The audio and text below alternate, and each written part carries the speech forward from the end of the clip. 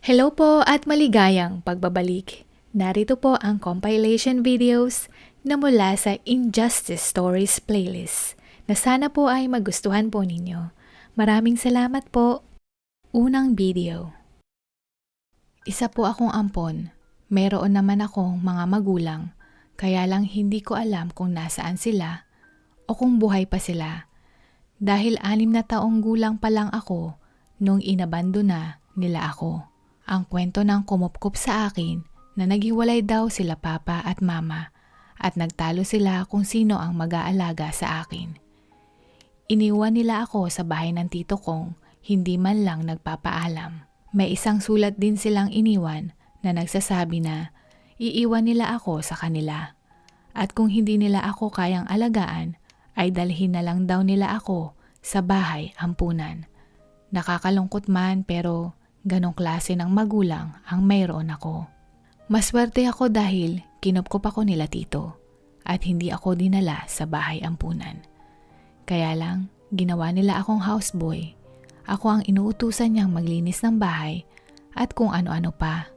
Hindi ako nakatapos ng high school dahil pinahinto ako nila tito at muntik pa akong hindi makatapos ng elementarya. Tinutulungan ko din sila tito sa pagkukumpuni ng mga gamit sa bahay nila. Siguro yung pagtatrabaho ko na iyon ang kabayaran sa pagkain at tirahan na binibigay nila sa akin. May isang maliit na photo printing shop sila tito. Nagpipicture at nagpiprint siya ng mga litrato gaya ng para sa passport. Naging tauhan din ako sa shop nila at doon ko natuklasan na may talent pala ako sa photography. Ako ang kadalasang kumukuha ng litrato ng mga customers at lahat naman sila ay masaya sa kinalabasan ng mga pictures. Kaya nung medyo malaki na ako at may naipon akong kahit kaunti, ay napagdesisyonan kong umalis na sa lugar na iyon. Nagpaalam naman ako ng maayos, kaya lang nagalit sa akin sila tito at sinabing wala daw akong utang na loob. Pero sa huli, nagmakaawa siya sa akin na huwag nang umalis dahil kailangan daw niya ako sa shop niya. Ako daw palaging hinahanap ng mga suki nila tito, pero wala na akong pakialam doon kaya hindi ako nagpapigil na umalis. Nakakuha naman ako agad ng trabaho sa isang photo studio na mas malaki sa shop ni tito. Hindi ganon kalaki ang sahod ko pero masaya ako sa trabaho ko. Nakaupa din ako ng isang malinis at maayos na bed space. At isa pa, sa nagustuhan ko sa trabaho ko ay yung napakagandang anak ng may-ari. Napaka-cute ng mga ngiti niya at napakapungay ng mga mata. Mukhang gusto niya ako at gustong gusto ko din naman siya. Nagkagaanan kaming dalawa ng loob hanggang sa naging kami na nga. Ilang taon din namin itinago sa pamilya niya ang aming relasyon. Seryoso kami sa isa't isa at nangako ako na kapag nagkaroon na ako ng sariling photo studio, ay kakausapin ko ang pamilya niya at papakasalan ko siya. Sabay kaming nag-iipon at nangangarap para sa aming magiging kinabukasan. Alam kong naiintindihan niya ang sitwasyon ko. Madalas nga kapag lumalabas kami, ay siya ang nagbabayad ng kinakain namin at sinasabi niya na ipunin ko na lang daw ang pera ko. Ayaw din niyang binibilhan ko siya ng mamahaling regalo o kumakain sa mga restaurant. Kailangan daw naming dalawa na magtipid nang maisakatuparan ang mga plano namin. Doon ko mas naramdaman na mahal niya talaga ako at sinabi ko sa sarili ko na nahanap ko na ang kabiyak ko. Mas nagtrabaho ako ng mabuti para mapatunayan ko na nararapat ako para sa kanya. Kaya lang, nung nagsimulang maging matumal ang shop na pinapasukan ko dahil nagsulputan ang mga malalaking photo studio na nag-o-offer ng medyo mas mataas na presyo pero may maganda at modernong studio. Sa isang iglap lang, bumaba ng kalahating porsyento ang kita ng aming studio. Nahirapan kaming magbayad ng renta at sa katunayan, binawasan din ng may-ari ang aking sweldo. Dahil nga sa binawasan ang aking sweldo, wala na akong kakayahang mag-ipon. Sinabi ko sa girlfriend ko na maghahanap na ako ng ibang mapagtatrabahuhan, kaya lang pinigilan niya ako. Negosyo daw ng pamilya nila iyon at iyon lang sa ngayon ang pinagkakakitaan nila. Kung mawawala ang negosyo nila, ay wala na silang pagkukunan ng mga panggastos sa pang-araw-araw at kailangan daw nila ako para sa negosyo nila. Ayun nga po, dahil sa pakiusap ng nobya ko, hindi na ako nag-resign. Kung hindi lang sa kanya, naghanap na ako ng ibang pagkakakitaan, pero dahil ikakasal din naman kami kalaunan, ibig sabihin magiging biyenan ko na ang may-ari ng studio. Naisip ko, konting sakripisyo lang ito para rin sa magiging pamilya ko din naman sa hinaharap. Tinanggap ko ang kalahating bawas sa sahod ko at mas pinagbutihan ko pa ang aking trabaho. Ewan ko ba, pero mas naging masipag pa ako ngayon kaysa noong buo pa ang sinasahod ko. Sa paglipas ng 2.5 taon, dahil sa dedikasyon naming lahat, mas dinarayo na kami ng mga kliyente kumpara sa mga malalaking studio. Siguro napagtanto nila na mas maganda ang kalidad ng mga litrato sa studio namin at tihamak na mas mura ito. Lumago ang negosyo ng pamilya ng nobya ko at nagsara ang kalaban naming studio. Kaya ayon, mas ramdam namin na nagtagumpay kami sa aming negosyo. Bumalik na sa dati ang aking sweldo at dahil madami na ang pumapasok na kita, napagdesisyonan ng boss ko na taasan pa ang aking sahod. Akala ko okay na ang lahat, kaya lang hindi ko inaasahan na may matinding bagyong darating sa buhay ko. Isang araw, tumawag ang nobya ko sa akin at humahagulgol. Sinabi daw sa kanya ng mama niya na kailangan na niyang mag-asawa at nakakita daw ito ng isang gwapo at mayamang lalaki para sa kanya. Siyempre, tumutol daw siya at sinabing ayaw niya. Kaya lang mukhang hindi na niya mababago ang isip ng mama niya at may pinirmahang kasunduan ang pamilya niya at pamilya ng lalaki. Dito na niya inamin sa mga magulang niya ang relasyon naming dalawa at hindi ito ikinatuwa ng kanyang mga magulang. Pilit nilang kinukumbinsi ang anak nila na hiwalayan daw ako at magpakasal na lang dun sa lalaking nirereto nila sa kanya. Bukod dun, sinabi din nila na kung magpapakasal siya sa akin ay itatakwil daw nila ito bilang kanilang anak at kailanman ay hindi nila ito mapapatawad. Sisisantehin din daw nila ako kaagad kaya nagmamadaling tumawag sa akin ang aking nobya para sabihin ang nangyari. Humingi siya sa akin ng tawad at sinabing mahal daw niya ako. Kaya lang naisip niya na mukhang tama ang kanyang mga magulang. Oo, at nakakaipon daw kami pero hindi daw ito sasapat para mabigyan namin ng magandang buhay ang magiging pamilya namin kung sakali. Hindi daw ito kakasya pambili ng sarili naming bahay at sasakyan. Hindi niya daw kayang humarap sa akin dahil hindi daw niya alam ang gagawin niya. Hindi ko malilimutan ang mga huling salitang binitawan niya bago niya ibaba ang tawag. Taliwas man sa puso kong gawin ito pero wala akong magawa. I love you babe. Pero sa tingin ko, kailangan ko nang magpaalam sa iyo. Hindi ko maintindihan. Pero kung mahal niya talaga ako, bakit niya ako piniling iwanan? Nung araw na iyon, nagpunta sa studio ang mga magulang niya. Pinagsasapak ako ng tatay niya at pinagmumura ng kanyang nanay. Wala kang utang na loob sa dinami-dami ng babae. Anak ko pa ang natipuhan mo. Ang kapal na mukha mo. Lumayas ka dito. Sigaw na sabi ng kanyang tatay habang pilit niya akong hinahatak palabas. Sa isip-isip ko, ako? Walang utang na loob? Ako pa talaga? Samantalang nung mga panahon na palugi at pabagsak na ang negosyo nila, nanatili ako para isalba ito, tapos ako pa ngayon ang walang utang na loob. Habang naglalakad ako palayo sa shop, hindi ko mapigilan ang pagpatak ng luha sa aking mga mata. Halo-halong emosyon ang nararamdaman ko nung mga oras na iyon. Nawala sa akin ang pinakamamahal kong babae at nawalan ako ng trabaho. Ganoon ba talaga ako katanga para maniwala sa mga pangako niya noon? Bakit hindi ko iyon napansin noon? Umuwi ako sa inuupahan kong kwarto at hindi ako lumabas ng mga ilang linggo.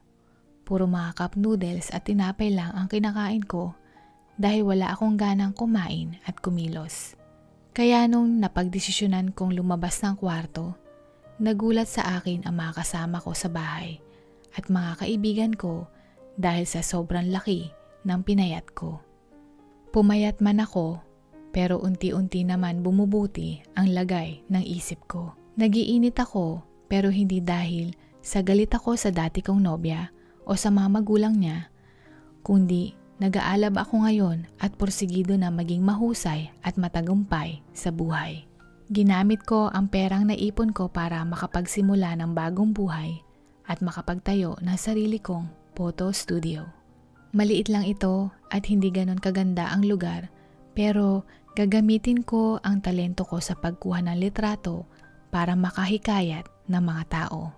Dahil sa pagre-rekomenda ng mga naging customer ko sa mga kaibigan nila, ay nakilala at lumago unti-unti ang aking negosyo. Naging matagumpay ang studio ko at mas lumawak ito. Nag-offer na din ako ng photo and video coverage sa mga kasal at birthday, kaya nag-hire na din ako ng mga tauhan. Napakasaya ko dahil natutupad na ang mga pinapangarap ko noon. Kinalimutan ko na ang mga masasamang nangyari sa akin dati at nakapokus lang ang atensyon ko para sa kinabukasan ko. At nung mga panahon na iyon, narinig ko sa aking kaibigan na yung ex-girlfriend ko ay may problema sa kanyang asawa. Hindi na ako nagtanong pa dahil hindi rin naman ako interesado sa kanya. Pagkalipas ng ilang linggo, tumawag sa akin ang dati kong nobya at kinamusta niya ako. Sinabi ko na may sarili na akong studio. Masaya ang kanyang boses, pero batid mong parang medyo malungkot ito. Tinanong ko kung bakit siya tumawag sa akin.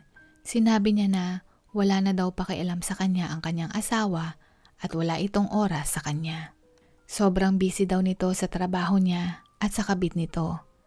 Ang matindi pa doon, hindi daw ito sinesekreto at harap-harapang pinamumukha sa kanya na may karelasyong iba ang asawa niya. Sabi pa ng asawa niya, normal lang daw ang ganon sa mga mayayamang lalaki.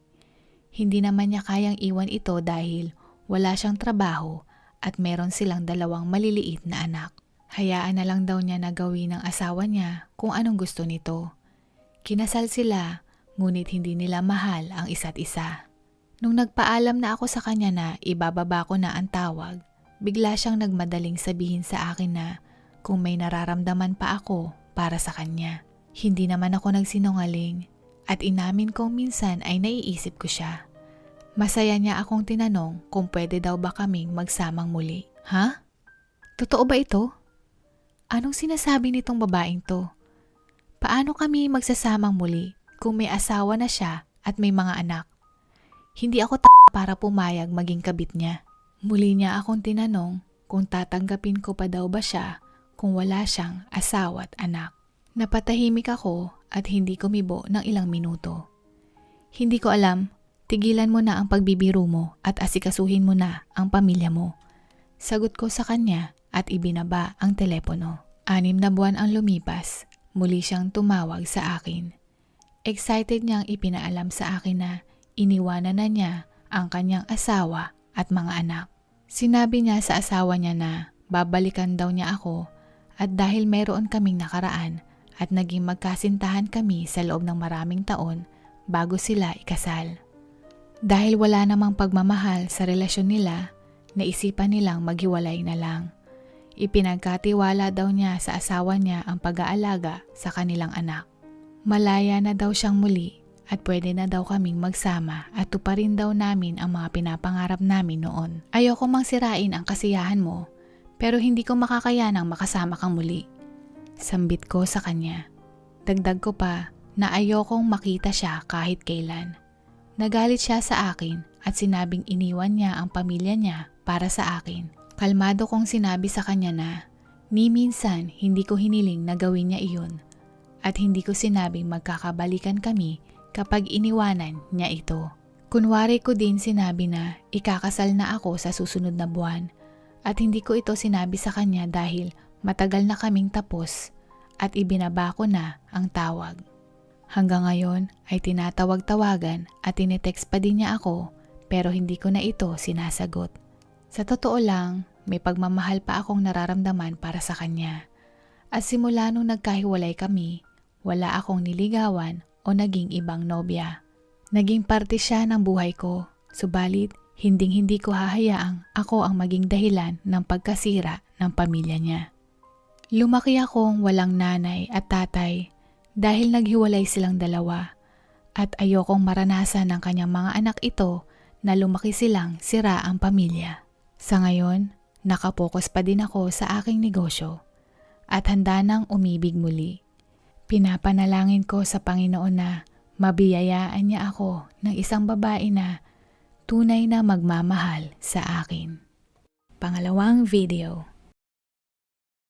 Nung nagsimula ako pumasok sa eskwelahan, naging suki na ako ng pangungutya at pang-aapi ng mga batang kaedad ko. Siguro ito ay marahil sa kakaiba kong mga daliri. Kung makikita nyo ito at susukatin ay maigsi lang ang laki nito kung ikukumpara sa normal na daliri ng bata. Medyo matataba din ito at nakakadiri tingnan. Kahawig nito ang mga daliri ng butiki, mataba, maliit at medyo bilugan. Tahimik din ako at laging nasa sulok ng silid-aralan namin. Marahil ayun ang mga dahilan kung bakit ako inaasar ng mga kaklase ko at may isang bata akong hinding-hindi malilimutan. Siya ang pinakamalaki sa klase namin at siya din ang nangunguna sa pangungutya at pang-aasar sa akin. Bukod doon, madalas din niya akong pagbuhatan ng kamay at utus-utusan. Kinukuha din niya noon ang pambili ko ng baon o dala kong baon. Sinubukan ko siyang isumbong sa guro namin at pinarusahan naman nila ang batang lalaking iyon. Subalit, mas lalong lumala ang panunukso niya. Doon ko napagtanto na kailangan ko na lang manahimik para hindi na mas lumala ang pang-aabuso na ginagawa niya sa akin. Minsan ay tinanong ako ng mga magulang ko kung bakit malungkot ako at bakit ayaw ko nang pumasok sa eskwelahan. At nung nalaman nila na nakaranas ako ng pang-aapi, akala ko ay magpupunta sila ng eskwelahan para ipagtanggol ako, kagaya ng ginagawa ng normal na mga magulang kapag nasasaktan ang anak nila. Sa kasamaang palad, mas ikinahiya pa nila ako. Masakit nung tinutukso ako sa paaralan. Pero mas masakit na maramdaman mong ikinakahiya ka sa tahanan na dapat sana ay poprotektahan at mamahalin ka sa kung ano ka man. Nung nakatapos ako ng grade 1, ay nagkaroon ako ng bagong kapatid kaya nagsimulang magtrabaho muli si mama at papa. Dahil pareho silang nagtatrabaho, nais nila na umuwi ako agad para bantayan ko ang aking kapatid. Kaya musmus pa lang ako, pero namulat na ako sa mga gawaing bahay at pag-aalaga sa sanggol. Ako ang nagpapalit ng diaper, ako ang nagtitimpla ng gatas, at minsan ay pinaglalaba din ako ng mga damit. Ako ang naging magulang sa aking nakababatang kapatid na babae dahil minsan lang umuwi ang aking mga magulang. Nung tumuntong na ako sa high school, ay naging kaklase ko ang mapang-asar kong mga kaklase at lalong-lalo na ang lalaking nangunguna sa panunukso sa akin noong nasa elementarya ako. At doon na napansin ng kapatid ko na nakakaranas pala ako ng ganon. May pagkakataon kasing habang naglalakad ako ay pumupunta sa likuran ko ang mga kaklase ko at tumatawa. Tinanong ako ng kapatid ko kung anong nangyayari. Sinabi kong wala lang iyon. Pero matalino ang kapatid ko at malawak na ang pangunawa niya para sa edad niya. Simula noon, palagi nang nagrereklamo sa akin ang kapatid ko. Bakit daw ang hina-hina ko at bakit daw ako pumapayag na apihin ako? Galit na galit siya at nagbago din ang pakikitungo niya sa akin. Yung dati kong kapatid na sobrang mahal ako, bigla na lang akong ikinahiya at kinaiinisan. Dagdag pa doon ay naiinis din siya sa akin dahil daw tumatahimik lang ako kapag sinisigawan ako ng mga magulang ko. Bakit ang hina-hina mo? Yan ang tanong ng kapatid ko na tumatak sa isipan ko. Sa totoo lang, isa din yan sa mga tanong ko sa sarili ko. Mas lumala ang pagkainis niya sa akin nung lumaki na siya at nag-aaral na ng high school. Nagpasya ang kapatid ko na tumira sa ibang lugar, siguro marahil ay ayaw na niya kaming makasama. Sa edad kong ito, madalas akong nasa bahay. Hindi naman ako tamad dahil ilang beses din akong nagkaroon ng trabaho, kaya lang madalas ay nasesesante ako dahil sa itsura ko. Dahil din dito, palagi akong sinisigawan ng mga magulang ko at sinasabihan na pabigat ako sa kanila.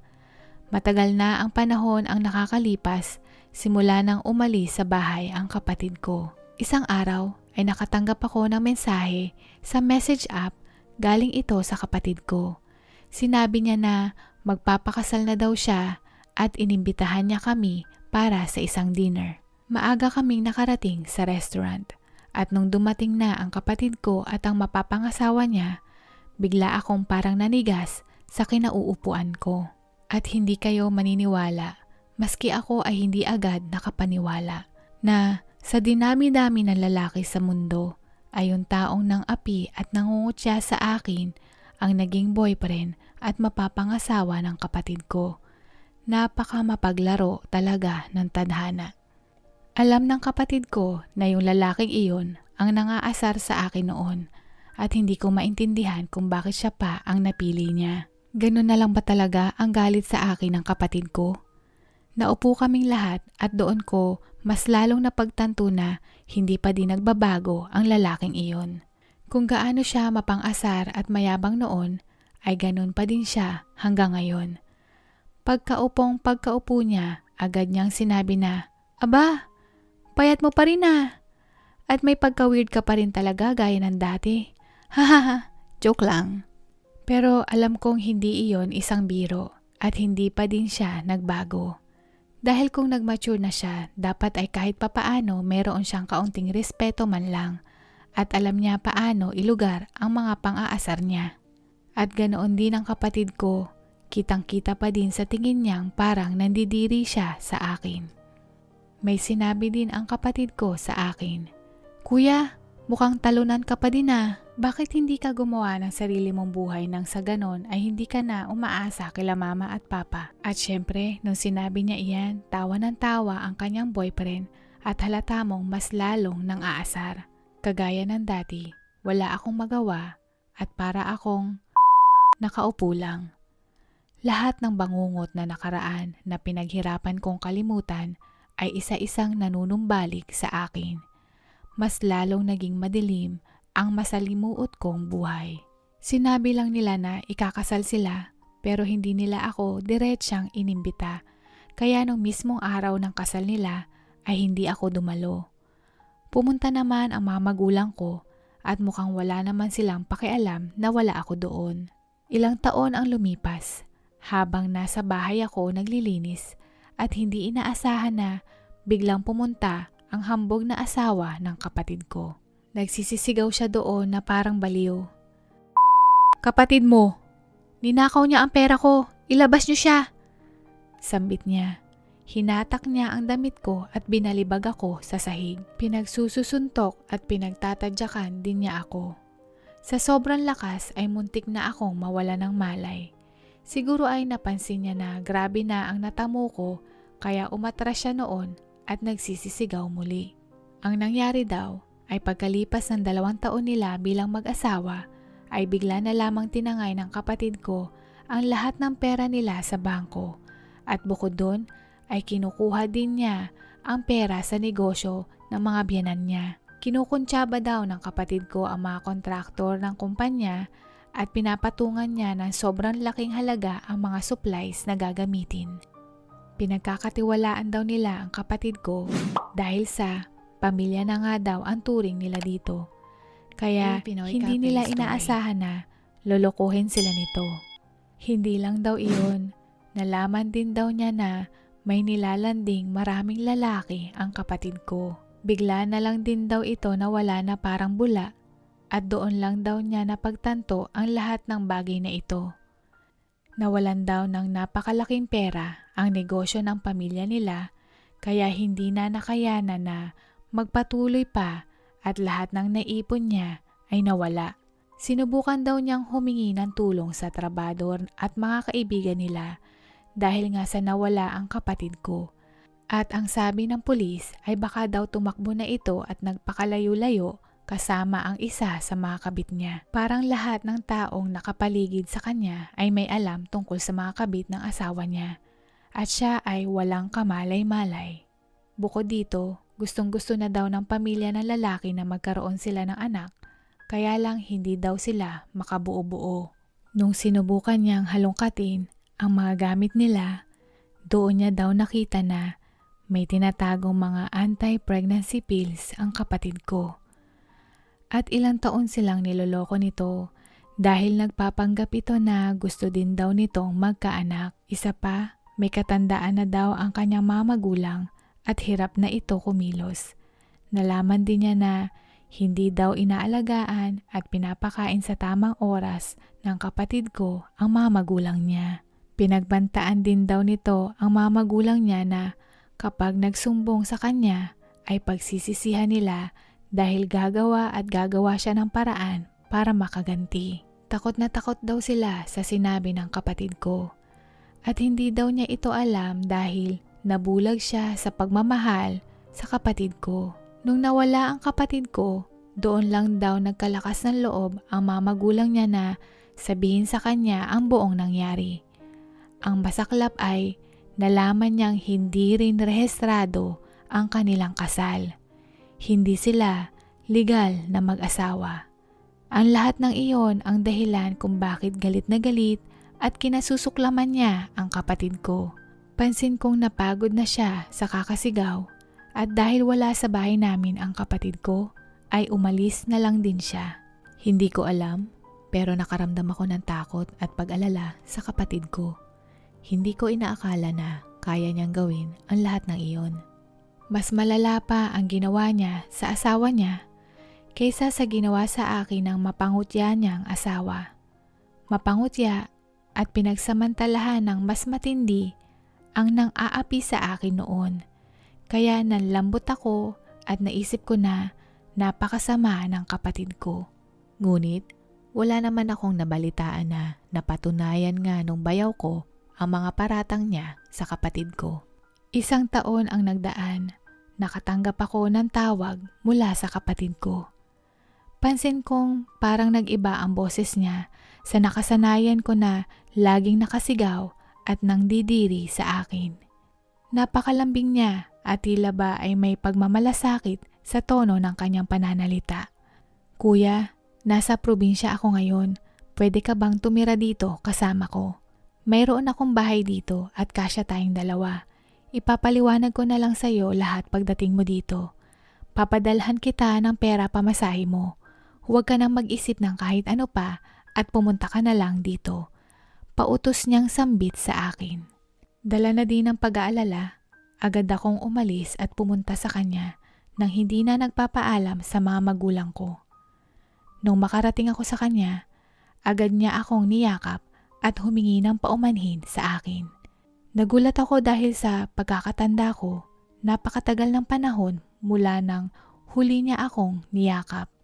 Nung makaalis na ako sa pagkakayapos niya, doon ko napansin na umiiyak na pala siya. Naging taimtim at mahaba ang naging pag-uusap namin nung araw na iyon. Ikinuwento niya sa akin ang lahat ng nangyari at ang rason kung bakit niya iyon ginawa. Gusto daw niya akong ipaghiganti sa lalaking iyon sa lahat ng pang-aabusong ginawa nung lalaki sa akin. Alam daw niyang hindi ko kayang lumaban, kaya siya na ang tumayo para sa akin. Hindi lang daw kapatid ang turing niya sa akin, kundi parang isang magulang na din. Kaya labis daw siyang nasasaktan sa tuwing nakikita niyang inaapi ako. Noong mga panahong nasisigawan niya ako ay dahil sa gusto daw niya akong matuto at hindi dahil sa nandidiri siya sa akin. Sa katunayan daw ay sobra siyang nasasaktan at kaya siya umalis ng bahay ay dahil hindi niya kayang tiisin na nakikita niya akong mahina. Habang mag-isa daw siya ay biglang nagtagpo ang landas nila nung lalaking nang api sa akin at doon na niya naisip ang plano niyang paghihiganti. Bago pa man sila ikasal, natuklasan niyang may iligal na transaksyon ang maliit na kumpanya ng pamilya ng asawa niya. Doon na siya nagsimulang magplanong pabagsakin sila. Nakipag-ugnayan siya sa kinauukulan at siya ay isang nagpapanggap na asawa para matimbong ang mga mali nilang gawain at managot sa batas. At nung meron na siyang nakalap na sapat na ebidensya, doon na siya naglahong bigla. Pinagbabayaran na nila ang mga nagawa nila ngayon sa kulungan. Lumipat siya sa probinsya para makapagsimula siyang muli at kasama ako sa mga plano niya sa buhay. Nung marinig ko ang sinabi ng kapatid ko, ay hindi ako makapagsalita at napaluha dahil napag-isipan ko siya ng masama noon. Lahat ng mga paratang ng bayaw ko ay pawang mga kasinungalingan lamang. Hindi ko akalain na sobra niyang tapang at lakas ng loob na gawin ang mga bagay na iyon. Yung matagal nang nakabara dito sa puso ko ay parang unti-unti nang naglalaho. Sa kauna-unahang pagkakataon sa buhay ko, nakaramdam ako ng pag-asa at pagmamahal. At higit sa lahat, nakakuha ako ng tapang at lakas ng loob mula sa kanya. Natutunan ko ding ipaglaban ng tama at huwag hayaang mangibabaw at ipagsawalang tabi ang mga maling gawain at bagay. Hinding-hindi ako papayag na maapi ako muli, lalong-lalo na ang kapatid ko. Maraming salamat, Bunso. Dito na po nagtatapos at sana po ay nagustuhan po ninyo ang mga kwentong ito. Hanggang sa muli, paalam at God bless po!